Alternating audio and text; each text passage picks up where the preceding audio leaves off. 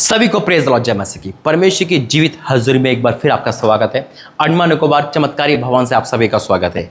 आज का पैगाम, आज का कलाम और आज का मैसेज हम सबके अंदर तक की आंखें खोल देगा।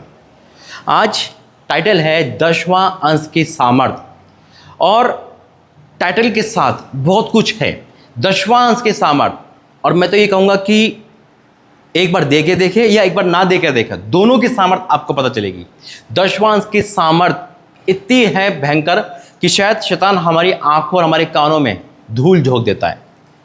कई बार आपने सुना होगा कि 10वां अंश देना पाप है, 10वां अंश देना बाइबल के अकॉर्डिंग नहीं है। 10वां अंश देना एक कहते हैं ना कि बस पास्टरों का जेब और उनका पेट भरना है। लेकिन ये जो आवाज़ें हैं ये परमेश्वर की ओर से नहीं। परमेश्वर की आवाज़ को बंद कर शैतान अपनी आवाज़ों को हमारे और आपके कानों में लाता है, और ये संदेश सुनने के बाद आप सेम नहीं रहोगे। परख कर दे यहोवा कैसा भला है, ये किसी दास ने नहीं कहा। आइए पहले प्रार्थना करेंगे। धन्यवाद करते हैं पिता परमेश्वर। हाँ मेरे प्रभु, आज का वचन, आज का कलाम सबके आंखें खोलेगा पिता, और मैं विश्वास से ऐलान कर सकता हूं प्रभु जी, जो तेरी सुनेगा वो तेरी ही सुनेगा पिता, और जो तेरी सुनेगा आप उसकी सुनोगे। ये प्रतिज्ञा मेरी नहीं, ये प्रतिज्ञा किसी प्रॉफिट अपोस्टल की नहीं, ये सशक्तिमान की प्रतिज्ञा है पिता, जो हाँ और आमीन के साथ पूरी होती है। हाँ मेरे परमेश्वर, मैं आपका धन्यवाद करता हूँ स्वामी, इस वचन की द्वारा हमसे बातें करना, यीशु मसीह के नाम से आमीन। बहुत आसान है शैतान की बात मानना, बहुत आसान है उन लोगों की बात मानना जो हमें एक मोटिव तो देते हैं कि 10वां मत दो, पैसे जमा करो। क्यों दे रहे हो? देखो पास्टर जी का पेट कितना मोटा हो गया, देखो उनकी गाड़ी आ गई। क्यों? आपके 10वां है ना, यही सुना है। और क्या कहते हैं कि 10वां तो पुराने नियम में है, नए नियम में तो लिखा ही नहीं है। बाइबल को 2 भाग में मत बांटो। ये पूरी बाइबल परमेश्वर की रचना से है, ये पूरी बाइबल का रचयिता परमेश्वर है, पवित्र आत्मा के द्वारा है। इसे 2 भाग में मत बांटो मेरे अजीजों। अगर हम नए नियम को ही मानते रहेंगे और जैसी मुसीबत कभी आती है तो हम 91 पढ़ना स्टार्ट कर दे, क्यों पढ़ते फिर हम, है ना। लेकिन आज मैं बात नए और पुराने नियम की नहीं कर रहा हूँ, आज मैं उस आंखें खोल देने संदेश में कर रहा हूँ। बीते दिनों से परमेश्वर मुझसे कह रहा था कि देख, इस वचन को शैतान ने छुपा रखा है। आपको 10वां अंश की सामर्थ, 10वां अंश की प्रतिज्ञा के बारे में पता है, लेकिन इतना नहीं पता जो परमेश्वर आज बताएगा। हालेलुया। आज शैतान क्या करता है, कहीं ना कहीं से कानों की खुजली के द्वारा हमें गुमराह करता है, और हम क्या करते हैं, शैतान की बात मानकर अपने पैसों को क्या करते हैं, जमा करना शुरू करते हैं, और परमेश्वर से उस पैसे को चोरी करना स्टार्ट करते हैं। याद रखना, अगर पेशेंट डॉक्टर से लड़ाई करेगा तो नुकसान डॉक्टर का नहीं, पेशेंट का ही है। अब वो कहेगा मैं क्यों फीस दूं, है ना, मैं क्यों जाऊं वहां पर, मुझे क्या जरूरत है, तो परमेश्वर डॉक्टर को जरूरत नहीं और आ जाएगा। लेकिन परमेश्वर हमसे प्रेम करता है, परमेश्वर हमसे प्रेम करता है, इसलिए डॉक्टर और पेशेंट का रिश्ता नहीं, एक पिता एक बच्चों का रिश्ता है। लेकिन मैं आपको क्या बता रहा हूं आज 10वां अंश की सामर्थ के बारे में। वो इतनी बड़ी प्रतिज्ञा, इतनी बड़ी भविष्यवाणी है, जिसे सुनने के बाद मैं यकीन कह सकता हूं, उसको करने के बाद आपका परिवार कभी गरीब नहीं रहेंगे यीशु मसीह के नाम में। अब मैं ये नहीं कह रहा कि आप मुझे जरूरत है तो मुझे दो, आपको 10वां जहां देना वहां दो, दे के तो देखो, चाहे वो आपके लोकल पास्टर हो, चाहे वो प्रॉफिट हो, अपोस्टल हो, जहां भी आप दे रहे हो, है ना, जिसको आपको कॉलिंग है आप वहां दे रहे हो, चाहे वो यीशु चंगाई सभा मिनिस्ट्री क्यों ना हो। क्योंकि हम क्या सोचते हैं, हम पास्टर को दे रहे हैं, हम सोचते हैं कि अरे ये पास्टर पर पेट भर लेगा, हमारे 10वां से हम बचा लेते हैं। यही शैतान की पॉलिसी है, फूट डालो शासन करो।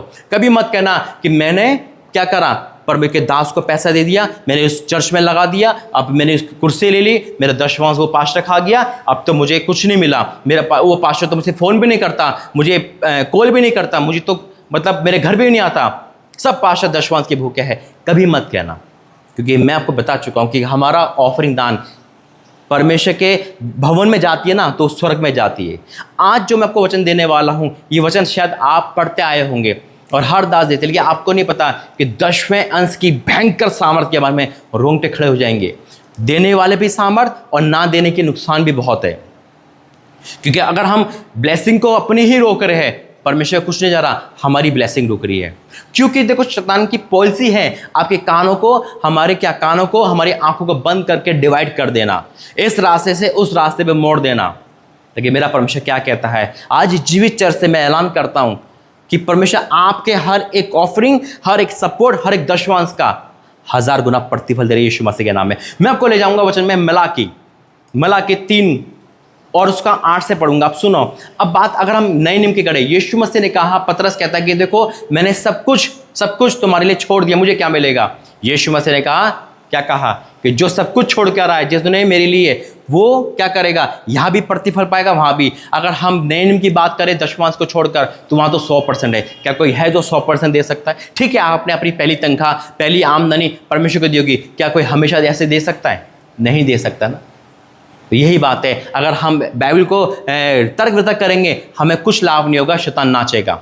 लेकिन मैं आपको सिर्फ वो बता रहा हूँ कि आप निराश ना हो। अगर आप ये सोच रहे हो कि आपका दशमांश बेकार जा रहा है, आपका दशमांश कहाँ जा रहा है आपको पता नहीं है, तो खुशखबरी है कि परमेश्वर ने उसका प्रतिफल देना आ रहा है, कोई दास नहीं देगा। देखो क्या लिखा है मिलाके 3:8 से, क्योंकि मैं यहोवा बदलता नहीं, इस कारण हे याकूब के संतान, तुम नष्ट नहीं हुए।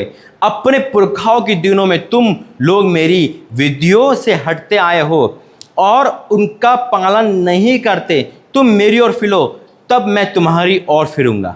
सेनाओं के यहोवा का यही वचन है। परंतु तुम पूछते हो, हम किस बात में फिरें? क्या मनुष्य परमेश्वर को धोखा दे सकता है? पर देखो, तुम मुझको धोखा देते हो, और तो भी तुम पूछते हो, हमने किस बात में तुम्हें लूटा है?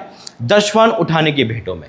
दशवान उठाने की भेंटों में जब हमारे अंदर लालच आ गया, हमारे अंदर कहीं ना कहीं से आवाज़ आ गई और हमने अपने ब्लेसिंग को खुद रोक लिया, फिर हम कहते हैं हमारा पैसा दवाई में जा रहा है, हमारा पैसा कोर्ट केस में जा रहा है, हमारा पैसा नुकसान हो रहा है। क्यों? क्योंकि शैतान ने जो चाहा था करके दिखा दिया। पैसा पानी की तरह आ रहा है और पानी की तरह ही जा रहा है, पैसा पानी में मिल गया, नुकसान हो रहा है, फैक्ट्री खोल रहे नुकसान हो रहा है, जॉब नहीं लग पा रही, सब कुछ फिनिश हो रहा है। और जबकि खुदा की कितनी बड़ी आज्ञा है, प्रॉमिस है परमेश्वर का। हालेलुया, राजा तेरा धन्यवाद करते हैं, ओ परमेश्वर तेरा धन्यवाद करते हैं। परमेश्वर का प्रॉमिस है, तुम पर भारी श्राप पड़ा है क्योंकि तुम मुझे लूटते ही, वरन सारी जाति ऐसा ही करती है। भारी श्राप पड़ता है मेरे अजीजों। मैंने कहा ना, ये दोनों हैं। दशवान देकर देखो, ना देके देखो। अगर श्राप लेना है ना, तो दशवान देना बंद कर देना आज से। ये श्राप हम पर और हमारी संतान पर आ पाएगा। ये मैं नहीं कह रहा, ये कोई मैं अपनी मनगढ़ंत बात नहीं कर रहा, ये आपके मेरी बाइबल में सेम ही लिखा होगा। हालेलुया। आप मिलाके पढ़ सकते हैं। मैं 8 से पढ़ रहा हूँ, अब इसका 9 खत्म कर दिया, अब मैं 10 से स्टार्ट करूंगा।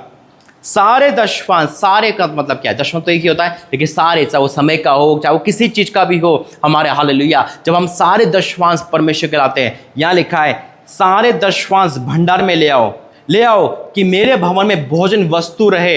भोजन भी और वस्तु भी, हालेलुया। जैसे आज हम देख रहे होंगे, यहाँ पे एसी लग रहा है, यहाँ पे कुर्सियां है, भोजन का सामग्री है, वस्तु भी है, सब कुछ परमेश्वर हमें बहुत ऐसे देता है। भवन में जब हम देते हैं, जरूरी नहीं है कि आप दशवांश आप भोजन के लिए दे रहे हैं, आप वस्तु के लिए भी दे रहे हैं। जैसे मैंने पहले भी कहा था, अंडमान निकोबार के भवन खुल चुका है, यहाँ प्लान या परमेश्वर का काम स्टार्ट हो चुका है। जो ये जिस द्वारा, ये बेटे के द्वारा खुला, वो एक माँ है, वो विधवा है, और उसने अपनी जमा पूंजी, देखो अपनी जमा पूंजी परमेश्वर को सौंप दी। कौन करता है ऐसा? वही करेगा जो सच में परमेश्वर प्रेम करेगा। हालेलुया। अब यहां लिखा है कि सारे दशवांश भंडार में ले आओ कि मेरे भवन में, किसी इंसान के भवन में नहीं, मेरे भवन में, हालेलुया राजा, मेरे भवन में भोजन वस्तु रहे। और सेना का यहोवा ये कहता है कि ऐसा करके मुझे परखो। कोई प्रभु का ये नहीं कह रहा ऐसा करके प्रॉफिट को परख, ऐसा करके दास को परख, ऐसा करके उस भवन को परख, ऐसा करके दशवांश देके उस पास्टर के पीछे पड़ जा, उस अपोस्टल के पीछे पड़ जा। तूने क्या कर दिया? ऐसा नहीं लिखा। परमेश्वर का देते रहे हो तुम भवन में, देते रहो किसी प्रॉफिट को, देते रहो किसी अपोस्टल को, देते रहो अंडमान निकोबार में, देते रहो आप इंदौर में, देते रहो आप रांची में, देते रहो आप पुणे में, देते रहो आप यीशु चंगाई सभा में, कहीं भी दे रहे हो, लेकिन बेटा प्रतिफल तो मैं ही दूंगा। हालेलुया राजा, ओ परमेश्वर। यहां लिखा है ऐसा करके, और सेना का यूं कहता है कि ऐसा करके, कैसा करके? दशवांश देकर। ये पावर है दशवांश की, ये सामर्थ्य है। लेकिन शैतान हमें इस समय अंधा बना चुका है, वो हमें आगे बढ़ने नहीं दे रहा, इसलिए हम वहीं के वहीं हैं।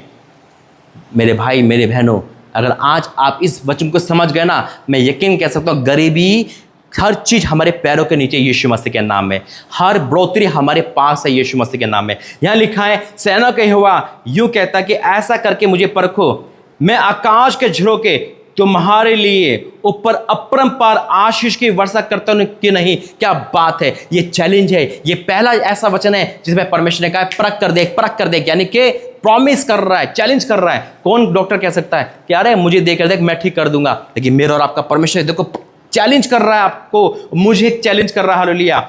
सेना का यहोवा ये कहता कि ऐसा करके मुझे परखो, मैं आकाश के झरोखे तुम्हारे लिए खोलकर तुम्हारे ऊपर अपरंपार आशीष की वारिस करता हूं कि नहीं। मैं तुम्हारे लिए नाश करने वाले को ऐसा घुड़कूंगा कि तुम्हारी भूमि की उपज नष्ट ना करेगा और तुम्हारी दाखलताओं के फल कच्चे ना गिरेंगे। सेना का यहोवा का यही वचन है।